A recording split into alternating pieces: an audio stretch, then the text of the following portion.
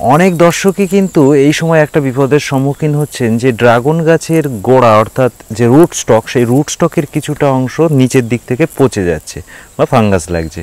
তো এইটা আমরা আজকে দেখাবো যে এরকম রুট স্টকে যদি ফাঙ্গাস লাগে বা যে কোনো ফাঙ্গাস যদি লাগে এক্স্যাক্টলি কীরকমভাবে পরিচর্যা করতে হয়, এক্স্যাক্টলি কীভাবে তার অপারেশন মানে কাটতে হবে, কেটে কীভাবে ফাঙ্গিসাইড করতে হবে, সেগুলো কিন্তু দেখাবো আজকে ভিডিওয়ে। নমস্কার, আমি অর্ঘ্য আর আপনি দেখছেন রিয়েল ফ্রেন্ডস বেঙ্গলি। চলুন শুরু করা যাক। যখনই আপনার বাগানে দেখবেন এরকম গাছে ফাঙ্গাস আপনি কাটছেন, কেটে এরকম বন বার করে দিয়েছেন, তবুও পর্যন্ত কিন্তু ফাঙ্গাস যাচ্ছে না বাগান থেকে, তারপরের থেকে আবার এরকম পচে যাচ্ছে, পচে আবার খানিকটা আপনাকে কেটে পরিষ্কার করতে দেখা যাচ্ছে, এইরকম পরিস্থিতি হচ্ছে। তো কি করবেন অ্যাকচুয়ালি এরকম পরিস্থিতিতে? দেখুন, করার কিন্তু বিরাট কিছু নেই, খুবই সামান্য কিছু ট্রিটমেন্ট যেগুলো আপনাকে করতেই হবে, যেগুলো করলে আপনার কিন্তু এই যে এইটা কিন্তু নষ্ট হয়ে যাওয়ার মতো, মানে এই বনটা নষ্ট হয়ে গেলেই গাছটা শেষ। তো তার আগেই কিন্তু এর ট্রিটমেন্ট করতে হবে, দেখতেই পাচ্ছেন। আর এই ছুরি যেটা ইউজ করবেন সেটা সব সময় স্যানিটাইজ করে নেবেন, কিংবা আপনি যে কোনোভাবে ডিসইনফেক্ট করবেন। ডিসইনফেক্ট মানে কি, এটা গরম করেও আপনি ডিসইনফেক্ট করতে পারেন যে কোনোভাবে। আর তারপরে আপনি কিচ্ছু চিন্তা না করে যতটা ফাঙ্গাস এরিয়া দেখতে পাবেন সেই ফাঙ্গাস এরিয়া ঠিক এইভাবে আপনি কিন্তু কেটে ক্লিয়ার করে দেবেন। কিছুই হবে না, অসুবিধা কিচ্ছু হবে না, আপনাদের ভয় পাওয়ার কিন্তু কিচ্ছু নেই। বনটা যদি ঠিক থাকে তাহলে কিন্তু ড্রাগন গাছ মরে না, এই বন থেকেই কিন্তু খাবার সংগ্রহ করতে পারবে। মোটামুটি দেখতেই পাচ্ছেন এই হচ্ছে বন, কিন্তু আমি বার করে দিয়েছি সম্পূর্ণ। আর এটা কিন্তু গ্রাফটিংয়ের চারা, উপরে ব্ল্যাক আফ্রিকানা আছে, আর নিচে দেখতে পাচ্ছেন এইখান থেকে গ্রাফটিং করা ছিল এবং এখানে কিন্তু জুড়ে আছে একদম 100%। তাই এই গাছটা কিন্তু এখনও পর্যন্ত সুস্থ, এই নিচে পর্যন্ত কিন্তু একদম বন ছাড়িয়ে দেওয়া হয়েছে। আর এই জায়গাটাও হয়েছিল, তো যে পোলে হবে সেই পোলে কিন্তু সব গাছেরই হওয়ার সম্ভাবনা থাকবে। তাই অবশ্যই এই কাজটা আপনাদের একদম কোনো কিছু চিন্তা না করে এর সঙ্গে সঙ্গে করে ফেলতে হবে। দেখতেই পাচ্ছেন এই যে পরিষ্কার করেছেন, আর এই যে আমি এটা এনেছি, এটা হচ্ছে কপার অক্সিক্লোরাইড ফাঙ্গিসাইড ব্লাইটক্স। তো এটা নিয়ে আপনি কিন্তু এই যে জায়গাটা আপনি ছাড়িয়েছেন সেই জায়গাটাতে লাগিয়ে দিতে হবে। হাত দিয়ে লাগিয়ে দিতে পারেন বা যে কোনো কিছু দিয়ে, তুলি দিয়ে লাগিয়ে দিতে পারেন। লাগিয়ে কিন্তু এই জায়গাটা পুরো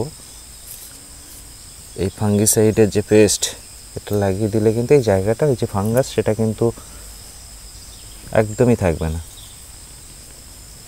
এখানটাতেও আমি চালিয়েছি, তাই এখানেও কিন্তু আমি ফাঙ্গিসাইডের পেস্ট লাগিয়ে দেবো। মোটামুটি দেখতে পাচ্ছেন এটা ফাঙ্গিসাইড কিন্তু লাগানো কমপ্লিট। ফাঙ্গিসাইড লাগানোর পরে কিন্তু এরকম দেখতে হয়ে যাবে এবং শুকিয়ে এগুলো ফেড়ে যাবে।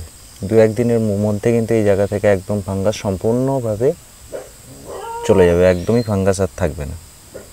মোটামুটি বুঝতে পেরেছেন যে ফাঙ্গাস কিভাবে আমরা কেয়ার করব, ফাঙ্গাস কিভাবে আমরা কাটবো এবং তাতে ফাঙ্গিসাইড কীভাবে করব, কোন ধরনের ফাঙ্গিসাইড করবেন। ন্যাচারালি কপার অক্সিক্লোরাইড ড্রাগন গাছের জন্য ফাঙ্গিসাইড যদি কেমিক্যাল মানে ইউজ করতেই হয় তাহলে কপার অক্সিক্লোরাইড ম্যাক্সিমাম, তার উপরে কিন্তু কোনো কেমিক্যাল ইউজ না করাই ভালো। আর আমি একটা খুব ইম্পর্টেন্ট জিনিস আমি পুরো ভিডিওটাতে বলিনি, সেটা হচ্ছে যতদিন আপনার গাছে ফাঙ্গাস থাকবে এবং ফাঙ্গাস মনে হবে যে এখনও যায়নি, কোনোভাবে আছে, ততদিন গাছে কিন্তু একদমই জল বন্ধ থাকবে। আপনি যখনই শিওর হবেন যে আমার এই গাছটাতে ফাঙ্গাস নেই, তারপরে কিন্তু ওটাতে জল দেবেন।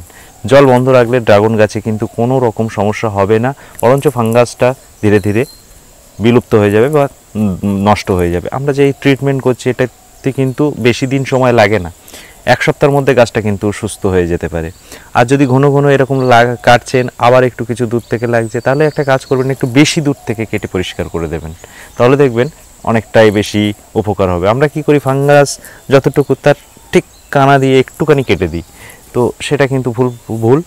আমরা যদি 1 ইঞ্চি বেশি দূর থেকে কাটি তাহলে কিন্তু সেটা আর ফাঙ্গাস আসার সম্ভাবনা থাকে না।